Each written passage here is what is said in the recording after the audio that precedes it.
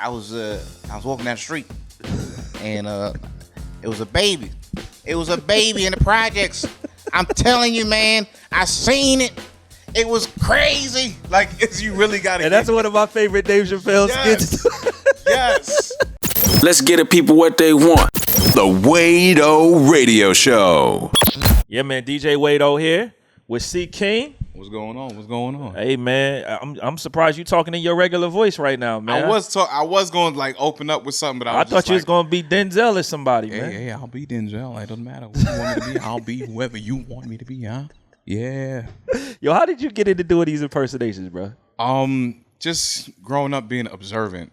Just my mother used to tell me, "You quiet, you too quiet," and it was because I was watching. I was always watching. I was always looking at somebody. You know, sometimes I'd be on the train watching somebody, and you know I have to look away because you know that look. Oh, I got you. Yeah. Looking at somebody, and then they just look away real quick. Right. You know, so just being observant and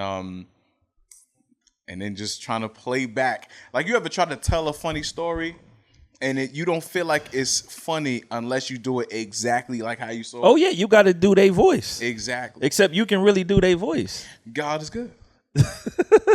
like trying to tell a Dave Chapelle joke, like without Dave Chappelle voice is just like, you start to tell and you're like, man, you got to see it. So I just wanted to tell it exactly like how Dave Chappelle told. Like, I was walking down the street, and it was a baby. It was a baby in the projects.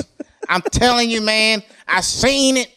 It was crazy. Like, you really got to. And that's one of my favorite Dave Chappelle skits.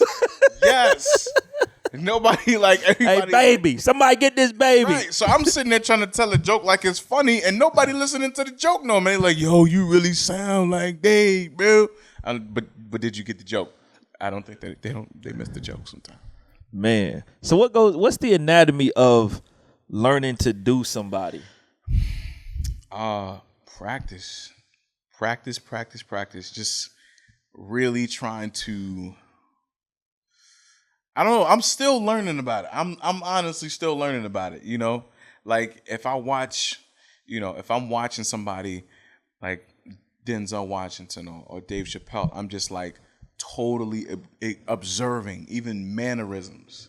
So it's the details. It's the details. You have to go into detail. You have to, as an actor, you kind of switch sometimes.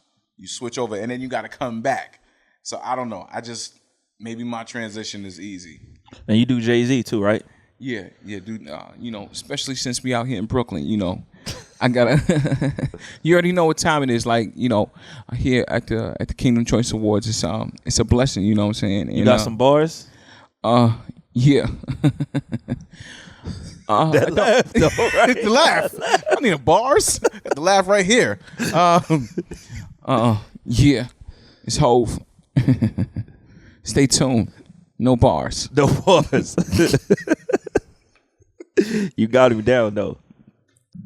Yo, how do you do these without laughing, though?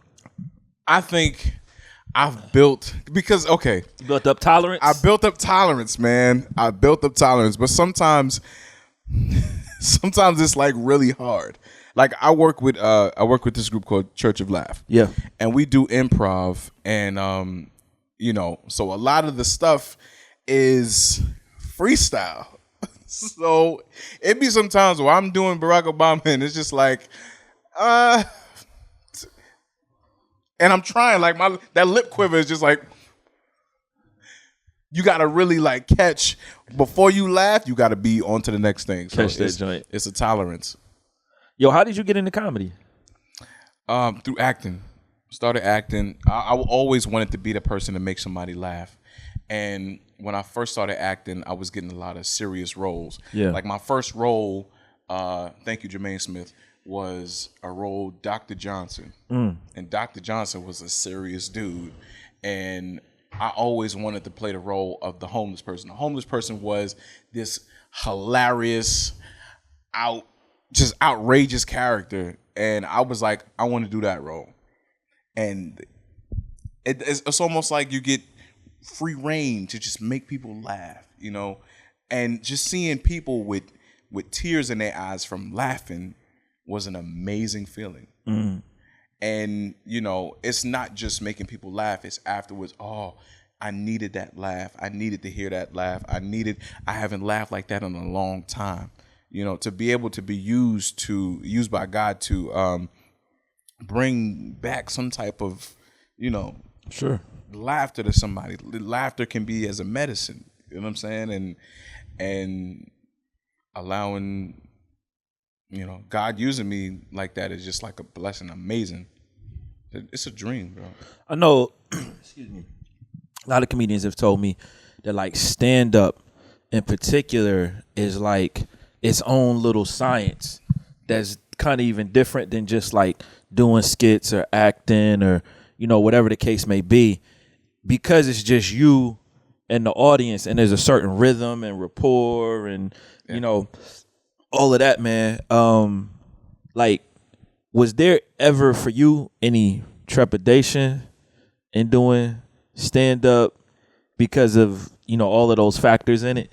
Because if you bomb doing stand up, you bomb, man. Okay, perfect example.